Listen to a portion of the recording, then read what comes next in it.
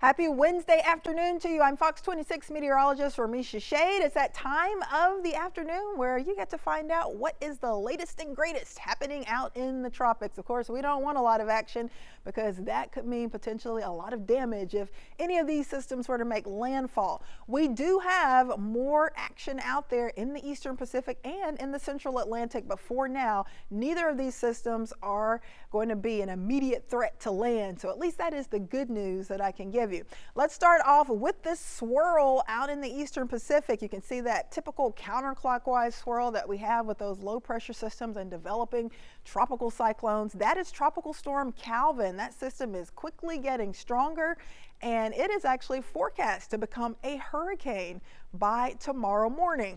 Let's check out the latest with Tropical Storm Calvin. You can see that it is pushing away from the western Mexican coast. It's moving west at 17 miles per hour. There's Puerto Vallarta there. And as I move back a little bit, you can see Mexico City, Acapulco. So those areas are not going to be impacted by Calvin because it is moving away from Mexico. But it is up to 65 mile per hour wind speeds.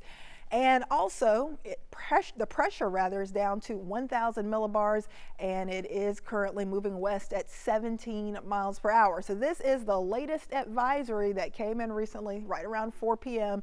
You can see that it is moving to the west, and it is forecast to become a Category 1 hurricane by tomorrow morning with winds up to around 85 miles per hour. So getting stronger. In fact, now, as of this latest advisory, the National Hurricane Center has Tropical Storm Calvin being a Category 2 hurricane by Friday afternoon, right at 100 miles per hour. So thank goodness it's in the middle of the ocean and we don't have to worry about it hitting any land areas anytime soon. By Monday, it will be getting a little bit closer to Hawaii. You can see Honolulu there off to the west, but still it will likely start to weaken some before it could potentially reach Hawaii, but it's got several days to stay over water, and for now it is not threatening any land. Let's hop over to the Atlantic. In the Central Atlantic, this is the one and only system that we're currently monitoring.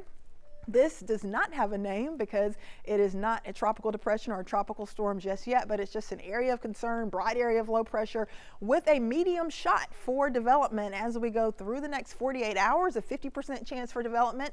And if that doesn't happen, it's still got a 50% shot for development over the next 7 days. There's more good news with this one. It's several hundred miles to the north and east of Bermuda, and it is moving off to the east. Typically, we see these systems push to the west where they could threaten Florida or other portions of the East Coast, or maybe roll into the Caribbean and eventually the Gulf of Mexico.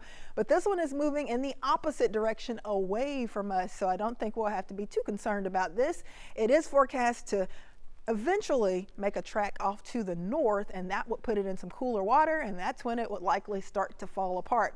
Fortunately for us, as we get a little closer to home, Caribbean, Gulf of Mexico, very quiet now. Nothing that is being monitored for possible development into a tropical cyclone. So no depressions, no storms, no tropical systems, no hurricanes headed our way, at least for the next week. We can thank that heat dome sitting over Texas for that, helping to keep things quiet and steer any potential tropical troubles away from us.